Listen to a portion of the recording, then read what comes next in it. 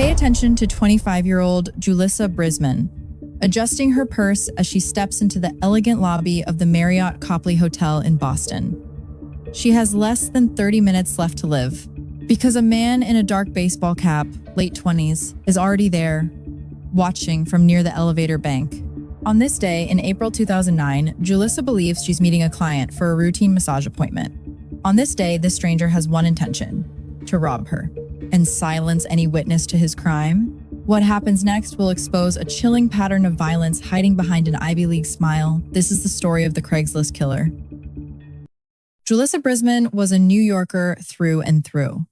25 years old, ambitious, studying to become a substance abuse counselor, someone who genuinely wanted to help people overcome their struggles. But like many young people trying to make ends meet in expensive cities, Julissa had a side hustle. She offered massage services, advertising on Craigslist under various names: Morgan, Susie, Rachel.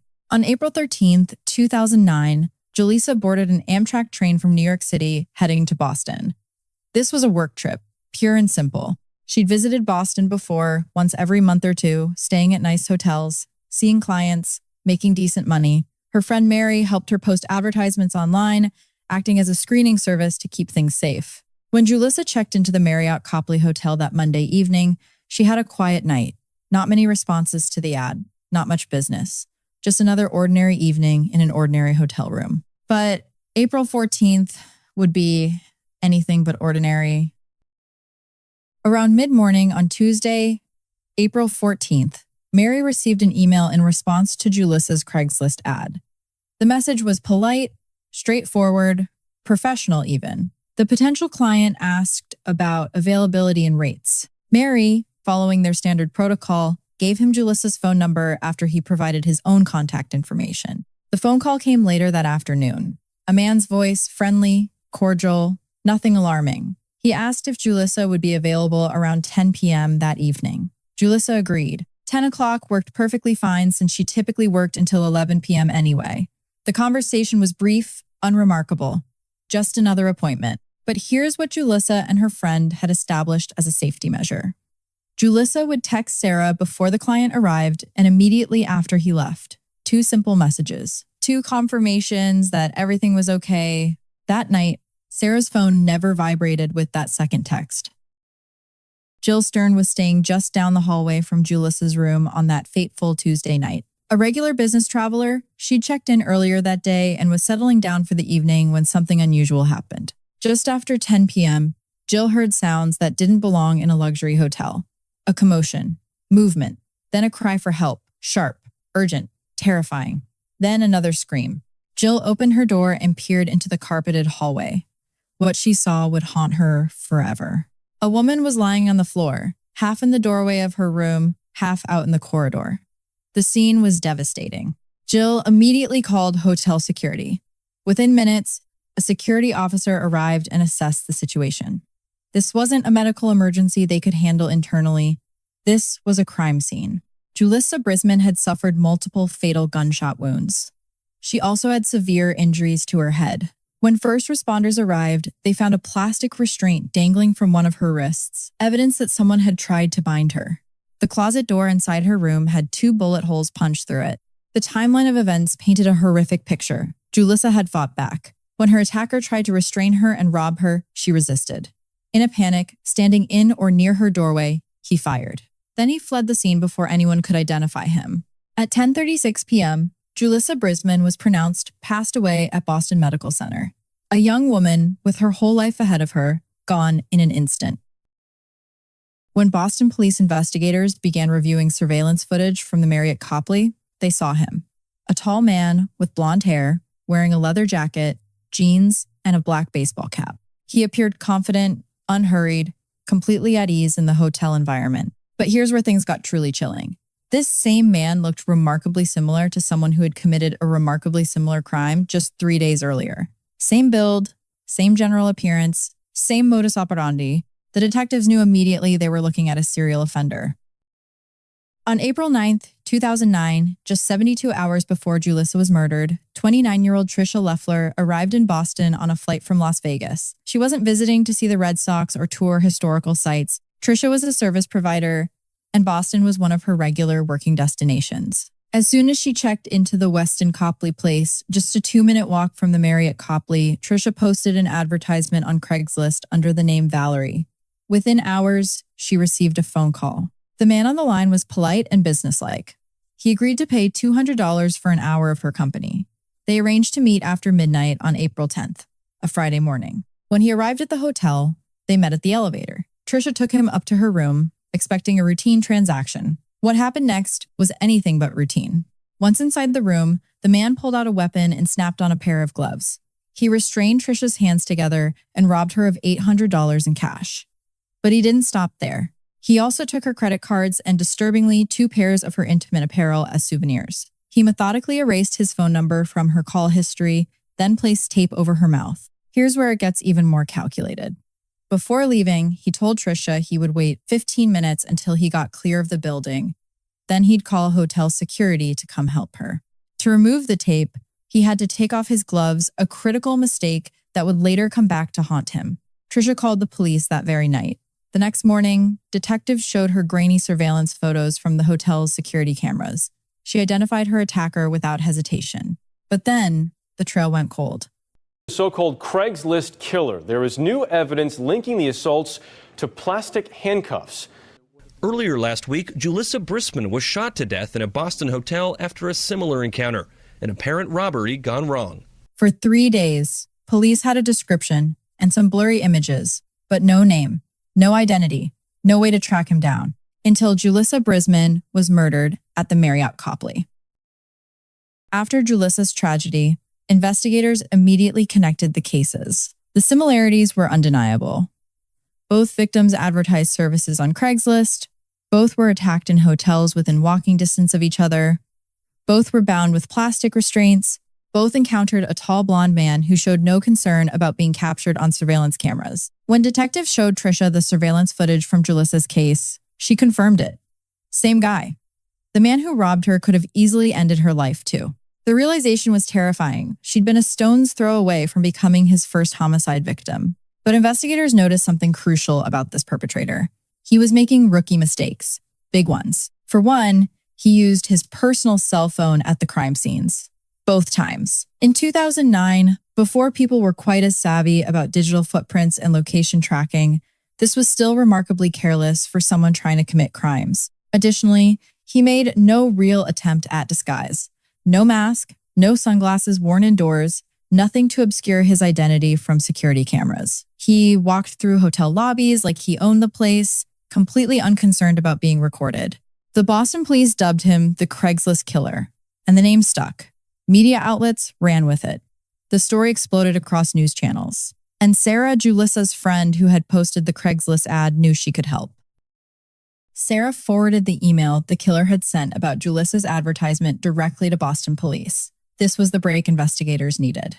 With the email in hand, detectives began tracing the IP address, the digital fingerprint that shows where an online message originated. Back in 2009, most people weren't using VPNs or proxy servers to hide their locations. This guy certainly wasn't. The IP address led them to a specific apartment in Quincy, Massachusetts, a suburb just south of Boston. Meanwhile, investigators also retrieved phone records from Trisha's service provider.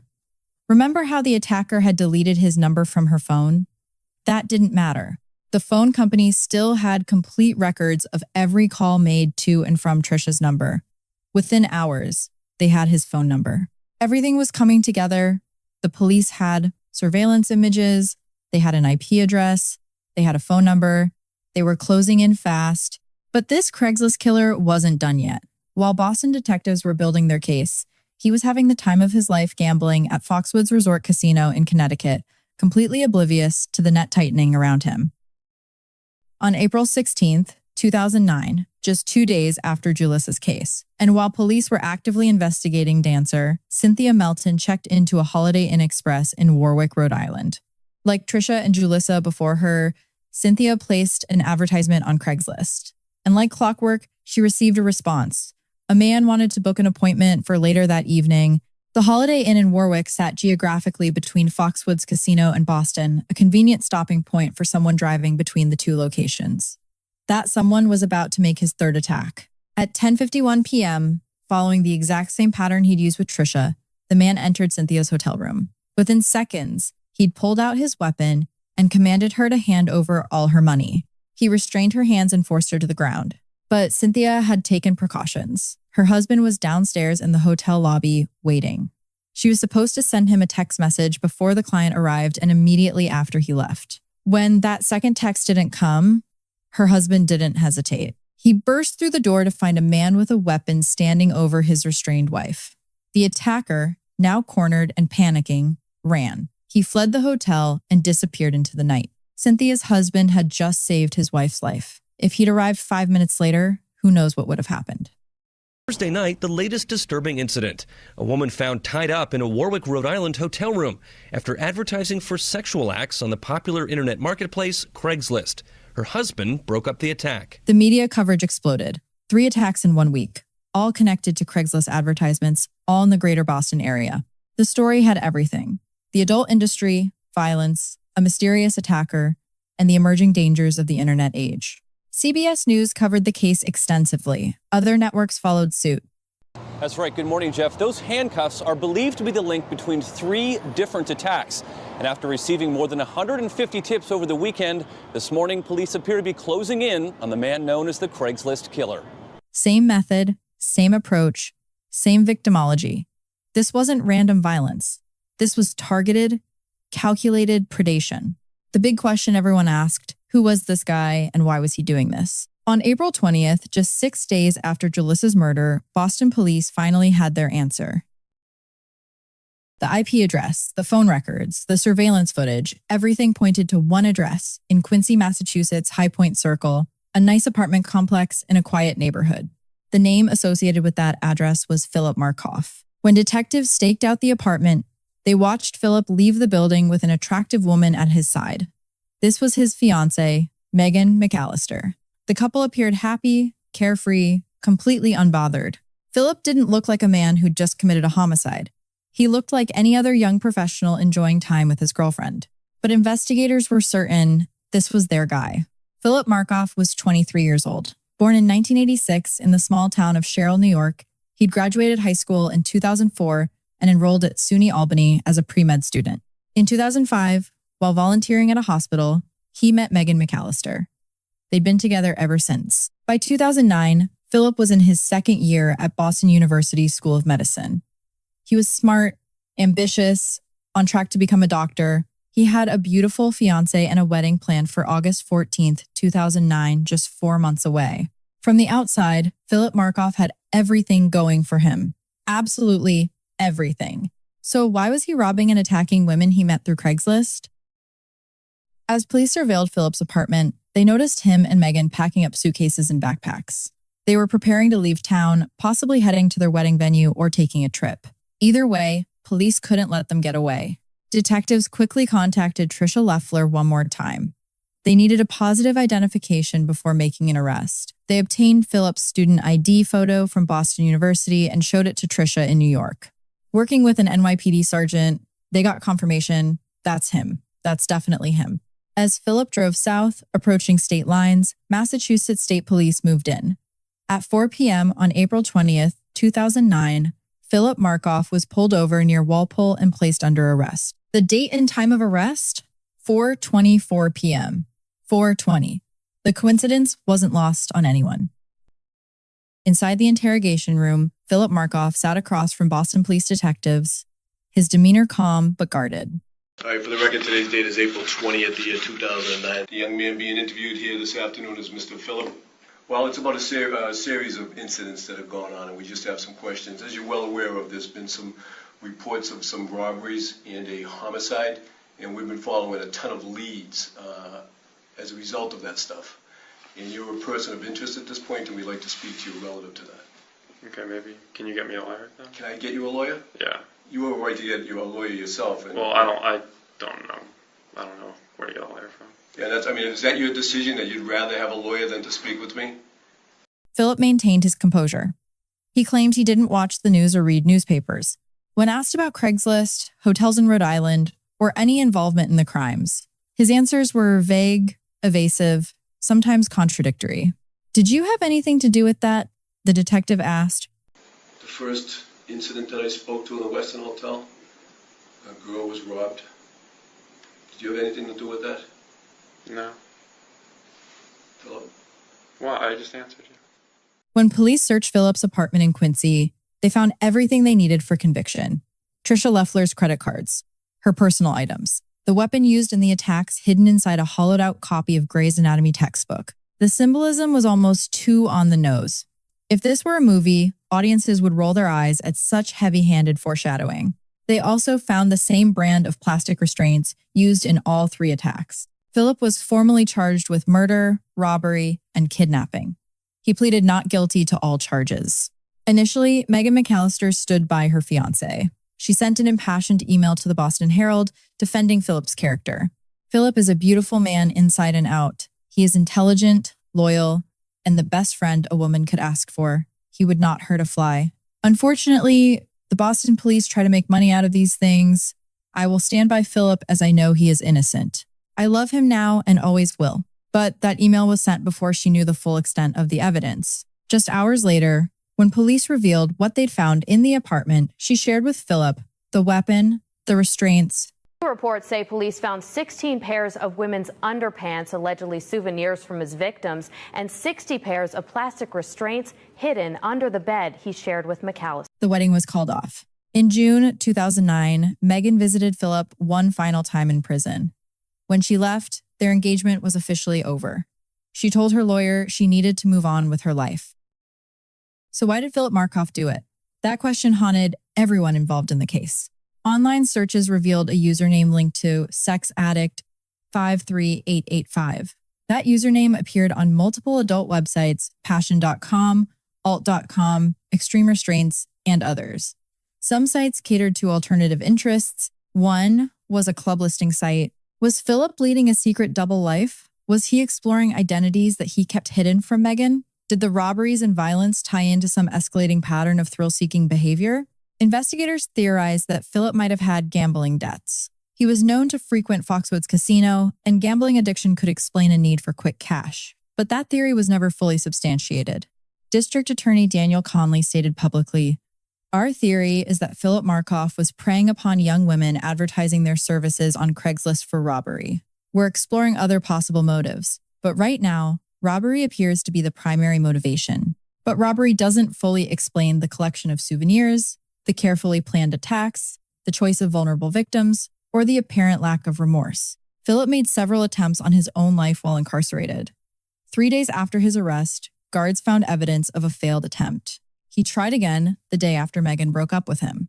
And once more on what would have been his wedding day, August 14th, 2009. Each attempt failed. Each time, prison officials intervened and placed him under closer supervision. But Philip Markoff was determined. On August 15th, 2010, exactly 1 year and 1 day after his wedding was supposed to take place, and 7 months before his trial was scheduled to begin, Philip Markoff succeeded. He inflicted fatal injuries upon himself in his cell. He took measures to ensure he wouldn't be heard or saved. As his life faded on the floor of his cell, Philip used his own blood to write on the wall, "Megan and Pocket." Pocket was their pet name for each other, an intimate detail from happier times, now scrawled in blood as a final message. Photos of Megan and Philip together lay scattered around his body. Philip Markoff's death meant he never faced trial. No jury ever heard the evidence. No judge ever pronounced sentence. Julissa Brisman's family never got their day in court to confront the man who took their daughter. To this day, people debate Philip's motivations. Was he a thrill seeker whose dangerous behaviors escalated beyond control? Did he have genuine financial problems that drove him to robbery? Was there some hidden psychological disorder or compulsion that fueled his crimes? Some theorize he targeted service providers specifically because he believed they wouldn't report crimes to police, a calculated choice to minimize his risk of capture. Others think he was a budding serial offender whose pattern would have escalated had he not been caught.